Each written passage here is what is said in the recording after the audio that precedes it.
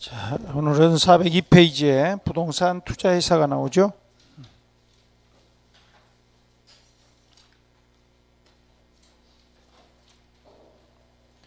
402페이지.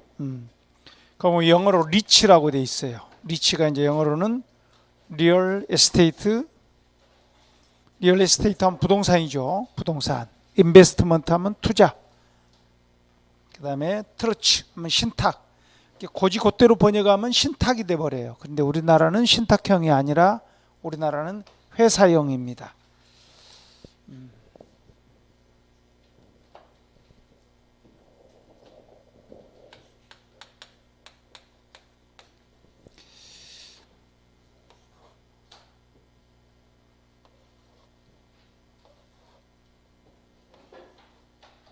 갑이라는 사람이 부동산에 돈을 투자한다. 우리가 이걸 부동산 투자 그랬죠? 그러면 그 부동산으로부터 우리는 수익과 위험을 가지게 됩니다. 위험이란 말이 뭐라 했죠, 우리? 기대했던 수익이 실현되지 않을 가능성. 원금 까먹을 가능성이 아니라 기대했던 수익이 실현되지 않을 가능성을 위험이라 불러요.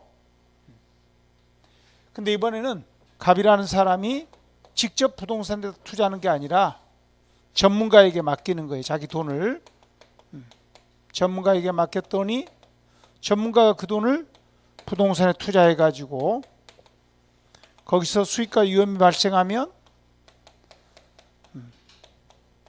그 수익과 위험을 전달해 주는 거예요.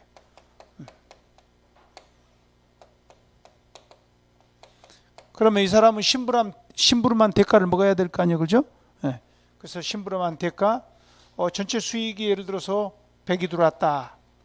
그러면은 경비 털고 경비가 110이랄까? 경비가 10이다. 그러면 이제 경비 털고 순수익은 100이 됐잖아요. 거기서 이 사람이 이제 수수료를 먹는 거예요. 심부름한 대가 수수료를 예를 들어서 5% 뛰어가더라. 그러면 이제 여기는 95%란 수익을 가져가겠죠. 그런데 이제 갑뿐만 아니라 을, 병, 수많은 사람들이 돈을 맡기는 거예요. 작은 돈들이 모여서 거액의 자금 집합체가 됩니다. 그걸 뭐라 부르죠, 영어로? 펀드라 그래요. 작은 돈들이 모여서 거액의 자금 집합이 됐다. 그 돈을 투자한다. 그러면 더 큰 수익이 생기겠죠. 자, 위의 것을 우리는 부동산에 돈을 투자했다 그래. 자산에 자본을 투입했다. 그런데 이걸 우리는 부동산 간접 투자라 한다. 그러니까 갑돌이 입장에서 갑은 부동산에 투자하긴 투자했는데 간접 투자다. 이거. 네. 그럼 아무 수식어가 없으면 직접 투자를 말하겠죠?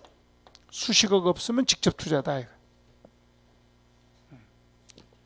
그럴 때 여기를 뭐라고 부르느냐? 여기를 이제 우리는 부동산 간접 투자 기구 이렇게 불러요. 부동산 간접 투자 기구. 그런데 이 사람은 돈을 투자하면서 뭘 가져갔을까? 자, 돈을 맡기면은 항상 우리는 돈 맡기면 뭔가 받는 거 있죠? 증서나 증권을 받는다 그랬잖아요.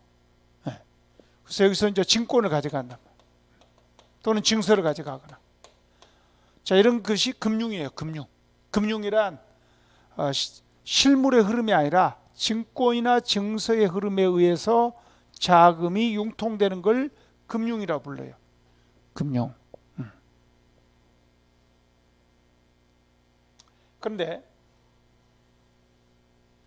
이 증서나 증권의 종류에 따라서 이 간접 투자 기구의 종류가 나오는 거예요. 그래서 우리나라는 두 가지가 되어 있습니다. 우리나라에서는 간접 투자 기구 두 가지가 있다. 하나는 지금 공부하려고 하는 부동산 투자 회사. 이 회사는 반드시 주식회사이어야 해요. 두 번째 스타일은 부동산 집합 투자기구. 그런데 이걸 속칭, 아까 리치라고 그랬죠? 리치다. 이걸 속칭, 정식적인 법률 용어는 아니라는 소리예요. 속칭이니까. 정식적인 법률 용어는 아니고 이걸 이제 시장에서 흔히 부동산 펀드라고 한다. 근데 리츠는 아까 보신 것처럼 부동산, 리얼 에스테이트, 투자, 직역해버리면 신탁이 되는 거예요. 근데 우리나라는 부동산 투자 신탁을 안 하고 회사라고 부르고 있잖아요. 그죠? 네. 직역하게 되면 부동산 투자 신탁이 됐단 말이에요. 네. 우리나라는 신탁형이 아니라 회사형으로 운영하고 있는데 마땅하게 이제 언어가 자리를 잡을 때 그렇게 자리를 잡아버린 거예요. 우리 이렇게 어중간하게 그 단어들이 굳어버린 게 많아요. 기독교라는 단어도 그래요. 기독교. 천주교도 기독교거든요. 그죠? 천주교도 기독교예요. 네. 근데 이제 어중간하게 단어들이 자리 잡아버린 게 이런 현상이 생깁니다. 자, 그러면 만약 1번 부동산 투자회사라면 갑돌이는 주식을 가져가요. 여기 주식회사니까, 이해가 주식회사니까 이해는 주식을 팔아서 자금을 조달했잖아요. 그 돈 갖고 부동산에 투자해가지고 주주들한테 돈을 나눠주는 거예요. 그럴 때 방금 주주란 단어가 나왔어요. 주주들로부터 돈을 모아서 그 돈 갖고 부동산 투자했다 이거죠. 주식을 팔았으니까. 그런데 이해의 회사 형태는 너무 다양해요. 주식회사일 수도 있고 유한회사일 수도 있고 너무 다양합니다. 신탁일 수도 있고 조합 형태일 수도 있고. 그래서 너무 어려워. 시험에 안 나와. 얼마나 좋아. 어려울수록은 좋은 거야. 시험에 안 나오니까. 또 이쪽을 잘 시험 문제를 출제하지 않는 이유는 이걸 국가가 컨트롤하는데 국토교통부 장관이 컨트롤하는 거야. 이건 금융위원회에서 컨트롤하는 거야. 근데 우리 시험을 어디서 출제해? 국토교통부 소관이라면 우리 시험이 그러다 보니 위의 것으로만 출제를 하겠죠. 그리고 법적 근거도 달라요. 다시 한번 2번 같은 경우는 뭘 발행했을까? 2번은 다양하다니까. 2번 같은 경우는 부동산 집합투자기구, 즉 부동산 펀드는 조합, 이 사람이 조합원으로 들어갈 때는 가불병 수많은 사람들이 조합원으로 들어갈 때는 조합 출자 증서를 가져가는 거예요. 신탁형일 때는 돈을 맡겼다. 금전신탁이란 말이에요. 그러면 신탁 증서를 가져가는 거예요. 너무 다양하단 말이에요. 그죠? 이건 너무 다양해. 자, 그리고 법적 근거를 좀 보면 이건 부동산 투자 회사라 그랬죠 아까? 그 뒤에다 법 단어 하나만 붙이면 돼. 부동산 투자 회사법 이렇게 돼 있어요. 근데 얘는 법률 용어가 자본시장과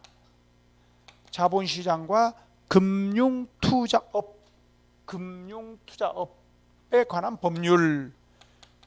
그래서 너무 이름이 길어서 약칭하고 속칭은 달라요.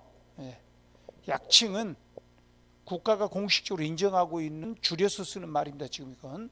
그래서 다시 한번 자본시장과 금융투자업에 관한 법률. 그래서 줄여서 그냥 자본시장법 이렇게 부르고 있어요. 이걸 두 개를 비교하는 기출문제가 있기는 있어.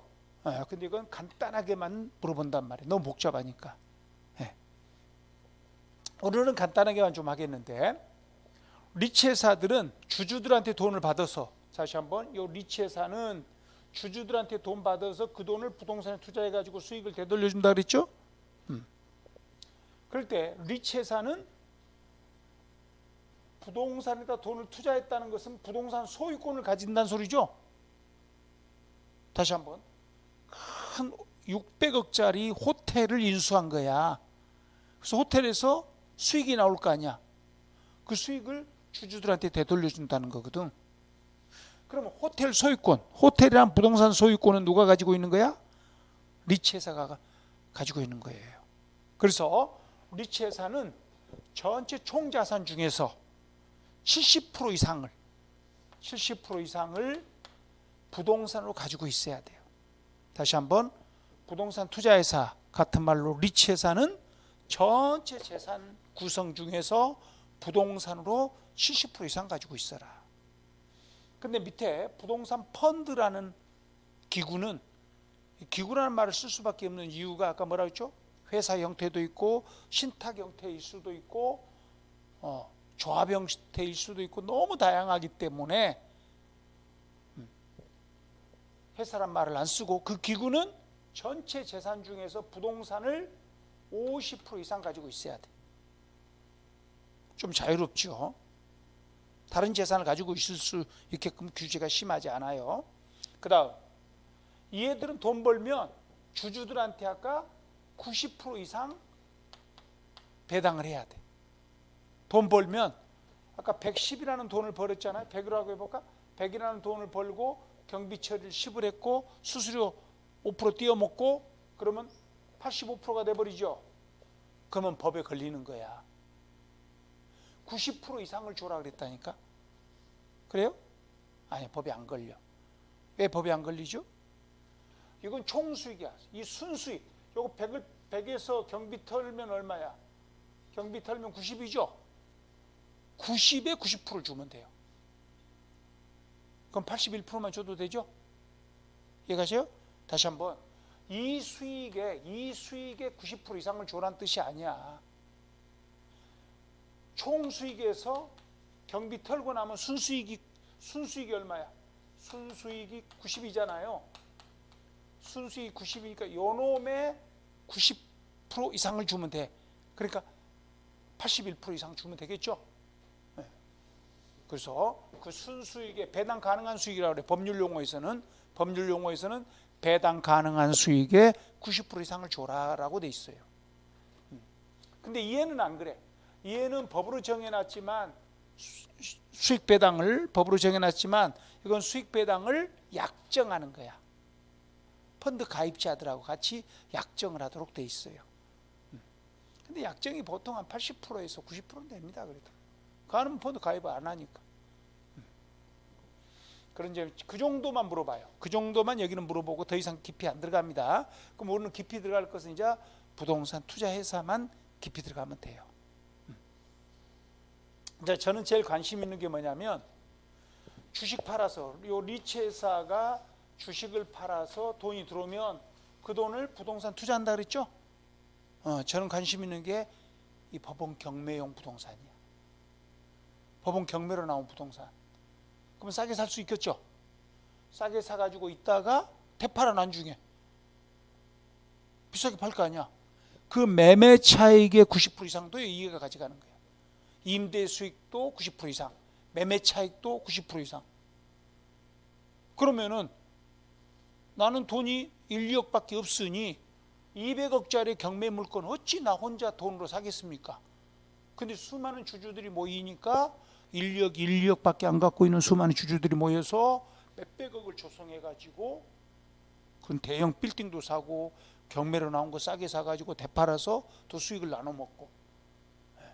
그런 이제 경매용 리츠들이 재밌겠죠? 그래서 지금 제일 큰 건, 가장 최근에 제일 큰 건인데 대학원에서 제 수업 도중에 이런 걸 막 강의를 했어요. 그랬더니 이 양반이 주식시장에 가고 대빵 샀는데 대박이 나고 그날 대학원생들한테 이렇게 술 사줬던 적이 있어요. 제 강의 듣고 돈도 벌었다 그래요.